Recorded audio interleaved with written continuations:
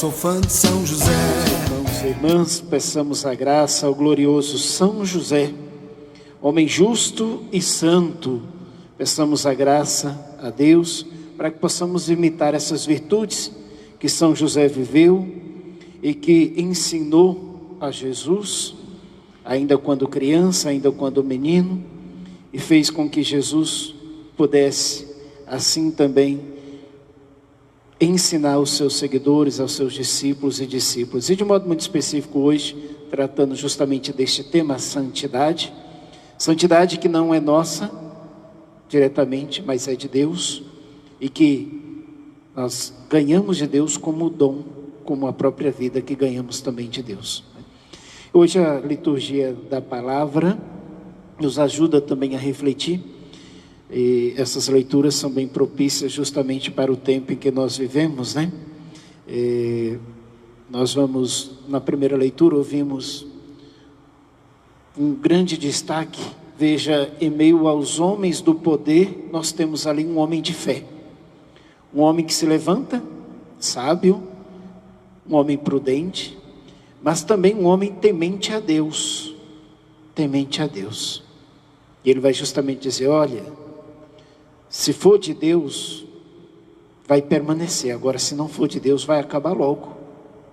Agora, não vamos querer querer brigar contra Deus. Veja, um homem temente a Deus, que nos ensina também, de alguma maneira, a alimentar a nossa fé e a fazer com que a nossa fé possa nos colocar no caminho de santidade, no caminho para Deus. E essa santidade, ela exige constantemente de todos nós uma luta diária, a vigilância e um bom discernimento. Que possamos agir com prudência, como agiu Gamaliel. Que possamos ser prudentes também como os discípulos, né? Se olharmos um pouco também para a caminhada desses discípulos que acompanharam Jesus, hoje o Evangelho vai citar dois. Um deles vai dizer a Jesus, olha Jesus, Filipe vai dizer, olha, só temos aqui, aliás, nem 200 moedas de prata daria para alimentar toda essa multidão. Diante disso, nós temos André, simples, pescador, que vai dizer a Jesus, olha, temos 5 pães e 2 peixes. O que é 5 pães e 2 peixes em quantidade em relação a 200 moedas de prata? Mas André sabia quem era Jesus. E sabia o que Jesus podia fazer.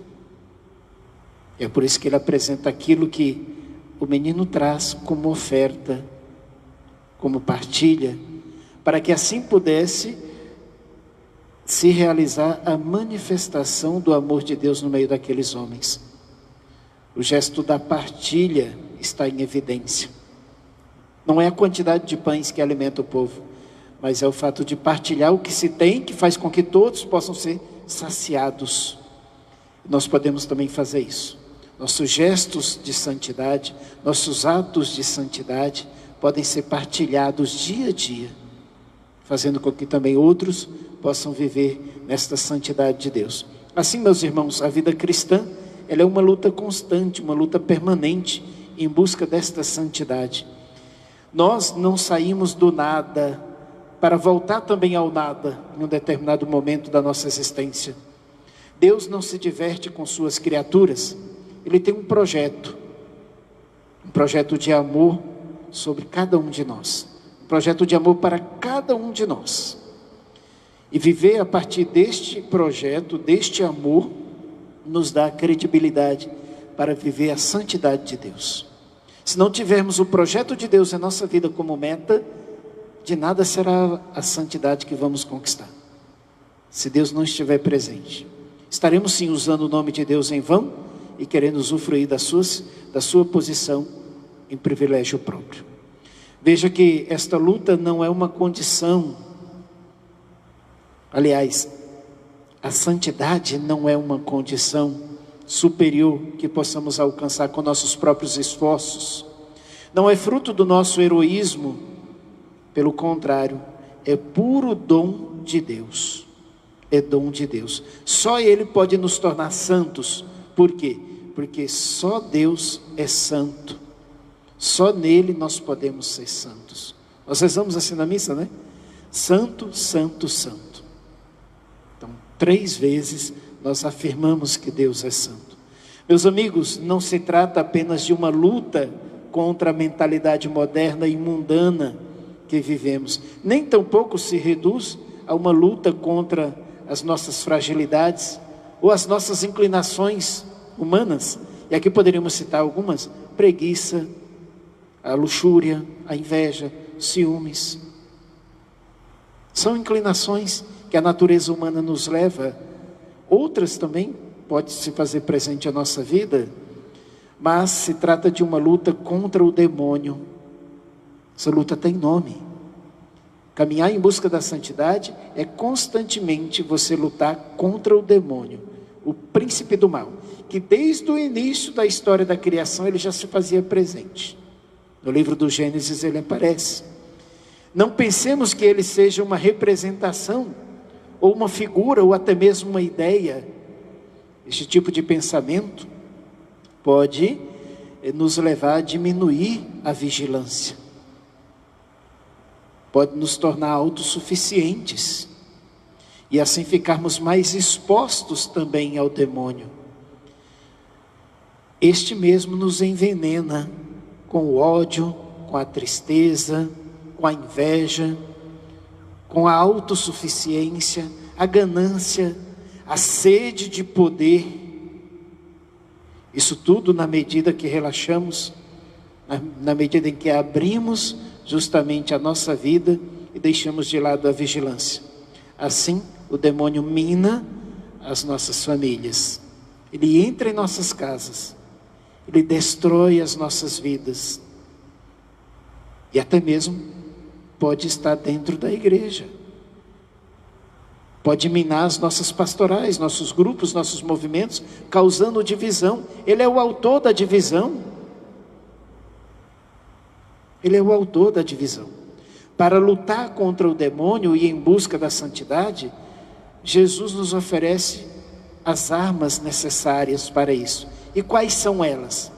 Aí o Papa deixa bem explícito na sua exortação apostólica, ele vai justamente dizer que as armas são a fé que se expressa na oração, a meditação da palavra de Deus, a celebração e participação na Santa Missa, a adoração eucarística, o sacramento do perdão.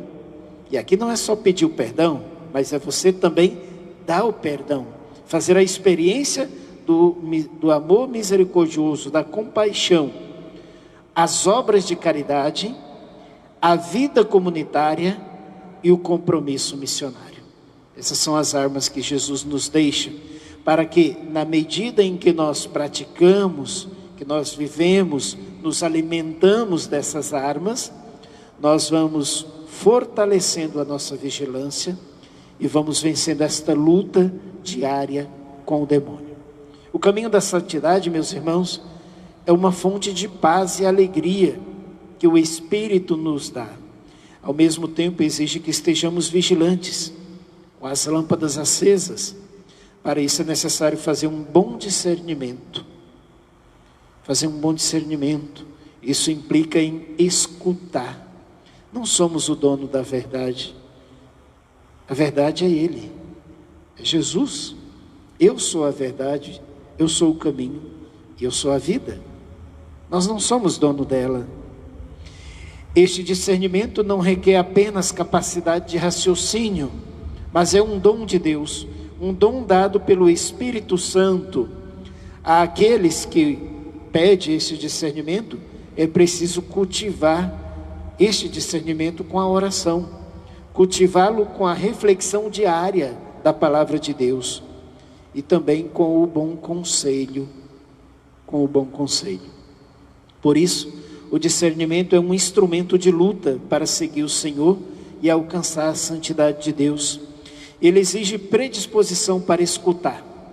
Se não estivermos dispostos a escutar primeiramente a Deus, depois escutar o próximo, e depois a realidade que nos circunda, aquilo que está em nossa volta, nós estaremos tomando decisões precipitadas e errôneas.